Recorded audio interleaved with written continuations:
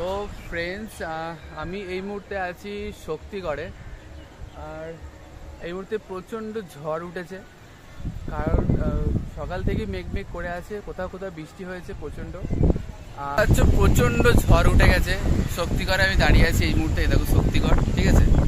প্রচণ্ড ঝড় উঠেছে, বাবারে ধুলো দেখো, দেখছো পুরো একদম ধুলো হয়ে গেছে। আমি এখন যাচ্ছি হচ্ছে পালসিট। আমি যাচ্ছি পালসিট, কারণ হচ্ছে কালকে মানে গত পরশু একটা উপনয়ন ছিল, মানে পইতে ছিল, সেটার আগামী কাল হচ্ছে মানে কাল ভোরবেলা বেরোবে। আর হচ্ছে কাল ভোরবেলা বেরোবে, কাল ভোরবেলাতে বেরোবে।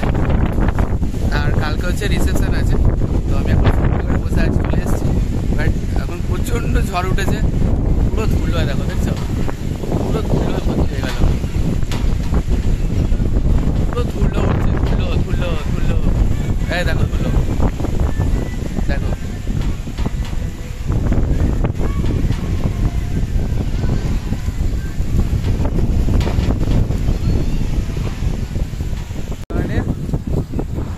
প্রচণ্ড ধুলো উঠছে, প্রচণ্ড ধুলো। সে উপনয়নের আগামীকাল ভোরবেলাতে বেরোবে, আর আগামীকাল হচ্ছে রিসেপশন, সেটাই আমি যাচ্ছি এখন পালসিট। বাট প্রচণ্ড ঝড় উঠেছে আর প্রচণ্ড ধুলো উঠছে। শক্তিগড় স্টেশন পুরো ফাঁকা, অলরেডি হাত পা মাথা পুরো ধুলোয় ভর্তি হয়ে গেছে। হ্যাঁ, জানি না কখন ট্রেন আসবে, 8:50 ট্রেন আছে। এখন এই ঝড় বৃষ্টির জন্য হয়তো লেট হলেও হতে পারে, ঠিক জানি না, বাট দেখা যাক কখন ট্রেন আসে। আর এই গাছের ফুলগুলো খুব সুন্দর, কিন্তু ফুলগুলো সব ঝরে গেছে, গাছটার অবস্থা দেখো একবার, ঝড়েতে পুরো কেটে বেড়ে গেছে গাছটা।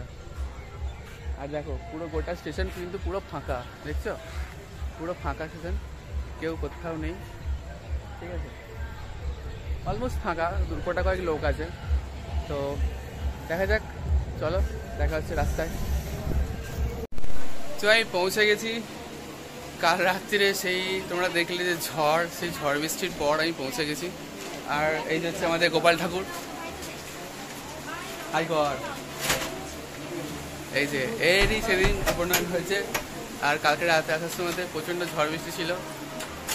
আজকে সেই থেকে সকাল থেকে ছবি তুলতে না, খালি ঘুমিয়ে যাচ্ছে, বদমাইশি করছে গোপাল ঠাকুর। এই যে গোপাল ঠাকুর, কিছু বলবি তুই? কিছু বলতে চাস? তুই খালি ঘুমিয়ে যাচ্ছিস কেন? ভালো লাগছে না? তো এই যে একদম বিচ্ছু ছেলে, কিছু ছবি দিয়েছে, এখনো ছবি বাকি আছে, কিছু ছবি তুলতে হবে।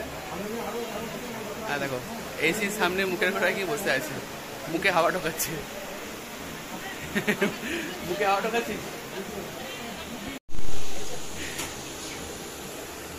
দুজনাই ক্লান্ত হয়ে গেছে, দেখতে পাচ্ছেন, ঠিক আছে।